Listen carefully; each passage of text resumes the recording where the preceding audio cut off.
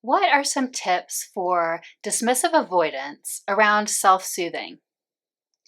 So I did a previous episode where I talked about anxious preoccupied attachment style individuals and how they might work on self-soothing. And I had a request to do one for dismissive avoidance, and it's really interesting. And I'm so glad I had the request because it's not something I would have necessarily thought of, and I'll tell you why. So we tend to think of dismissive avoidance, or DAs, as an attachment style that's very good at self-soothing, taking space, maybe setting a boundary, like often we say that they like their creature comforts, that kind of thing. But it's absolutely relevant to take a closer look at tips around self-soothing for a DA. And so part of that is because perhaps they're not cultivating the most healthy self-soothing, but also they might not be doing the types of self-soothing that would be the most effective for them. So if you think about it, as is true for anyone, partly this is because we keep doing what's working, that whatever it is, that even if it's only soothing us a little bit or not as deeply in our needs, we'll keep doing it if it's sort of keeping that at bay enough, right? We're getting soothed enough, we'll keep doing it. It's also just true in general from a habit standpoint that things form as habits and then we just sort of keep doing them. But what we want to think about now is what might be the most effective self-soothing tips for actually addressing a DA's needs and addressing any dysregulation that may have occurred due to a trigger. And so just to give a really quick and probably pretty obvious example, something like meditation might be a healthier and more regulating way of self-soothing than, for example, having an alcoholic drink. But these tips I'm going to get into are a little more nuanced in general than just a specific kind of activity to do. Because that, of course, will vary by the particular dismissive avoidant and what they prefer, their preferences. So I formulated these into 5 tips around DAs and self-soothing. So my very first one kind of has to do with the beginning of the self-soothing, and it has to do with getting better at accessing their feelings. And this is important because dismissive avoidants in particular are often not very aware of their own feelings. Whether that's being able to name the emotion, whether it's being conscious of them, especially like in the moment. Sometimes DAs will notice that, for example, they're angry or something a bit later in time, even a couple days later. It can also be in feeling it in our body, because really our emotions, right, are sensations in our body as well. And what I want to bring up here, and it's kind of the theme of this episode, is that, DAs, like everyone else, can really work from their strengths here. And so if they're trying to get clear on what their feelings are in order to start self-soothing themselves at a particular moment, you can use your analytical nature, which DAs often have a strongly mind-oriented and analytical nature. You can use that to help you. And if you think of an example of this, like I mentioned with body sensations, DA would likely be very good at going through a process of analyzing their body and what the sensations are, and then trying to link that to like what emotion they might be feeling. So that's a way in which the mind and the analytical nature can be used for getting better at accessing feelings. And in this particular case, it's in order to start a process of self-soothing and sort of understanding themselves in order to know how they need to be self-soothed and why. So tip number 2 is for a dismissive avoidant to remember that often dismissive avoidants have a low level of anxiety. As with other insecure attachment styles, one of the core needs and core wounds that's going on is a need for safety or a feeling of being unsafe in the case of the core wound. And so for dismissive avoidance, that's often, they're often not aware of it, partly because it is more this low-level anxiety that's going on.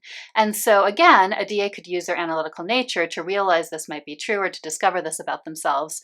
And then that might help with picking a particular self-soothing activity, if they're realizing that there's some low-level anxiety going on. So that's why something like meditation might be a useful choice if they're realizing that there's some anxiety going on. But of course, that again, like I said, that's going to look different for every DA in terms of what they actually want to do. Tip number 3 is that self-reflecting can be really fantastic for a dismissive avoidant. So often dismissive avoidants sort of fear losing their identity in a relationship, for example. They can also somewhat dissociate into, from their bodies, like we were saying, and not be able to always access how they feel. often with the creature comforts that I mentioned and how we think of them as good at self-soothing, they might be sort of more losing themselves in that self-soothing, in that activity. And so doing something that's more self-reflective, whether it's journaling or just thinking about things in a meditative kind of way, whatever that's going to look like for that individual dismissive avoidant, that self-reflection can just be a fantastic way of like feeling like they're really having their own identity. And you could even almost think of this as like their own internal space, right? We think of dismissive avoidance as wanting their space so badly. And this is sort of that internal kind of space that they would be cultivating. And then number 4 is actually one that might seem counterintuitive, which is to consider connection as another possibility for self-soothing. It isn't going to always feel right to a dismissive avoidant because often they are wanting actual physical space and alone time, and that's perfectly valid. But it's also important to remember that dismissive avoidants, like everyone else, have a basic need. One of their 6 basic needs is for love and connection. And so here, to come back to that theme of using what actually feels right naturally for a dismissive avoidant, this can be in a way that naturally feels good. So first of all, it could be with friends, because often dismissive avoidants less feel that need for space from friends than for a romantic partner, which is bringing up their insecure attachment style more.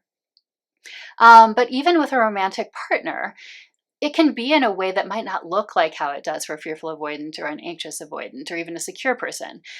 So it could be more around the intellectual connection that time, exploring love languages. Often dismissive avoidants really like words of affirmation, sometimes acts of service, sometimes in particular people, it might be gifts even. So most likely this could look like maybe connecting and asking your partner for some words of affirmation. And so that's totally valid that maybe it's not like with a fearful avoidant where you go into depth and that means we're going to connect really deeply and talk about all kinds of intense issues. I mean, that probably would not feel good for dismissive avoidant, but that's not the only way to get love and connection. And then finally, a 5th tip is that when taking space or alone time in particular, it can be with any of these tips, but maybe particularly when taking that space and alone time that are so important and so helpful to DAs and should be honored, really noticing that alone time. This is something that's harder if there is a more dissociative activity or more the creature comforts going on perhaps. But even if it's within those, like trying to at least take moments to notice and be mindful. So mindfulness can be important for DAs as a way to receive this aspect for themselves, because often we aren't receiving when we don't notice like what's actually being given. That can be true when someone else is giving us something, time and attention or something like that, or even words of affirmation if we don't notice it, right? But it can also be true if we're giving something to ourselves, like the space we're taking or the alone time. So really noticing that we're doing that and receiving it will give us the full benefit of that for our needs or for self-soothing our core wounds. So I hope this was helpful. Let me know in the comments if you'd like more of this kind of content, and I'll see you next time.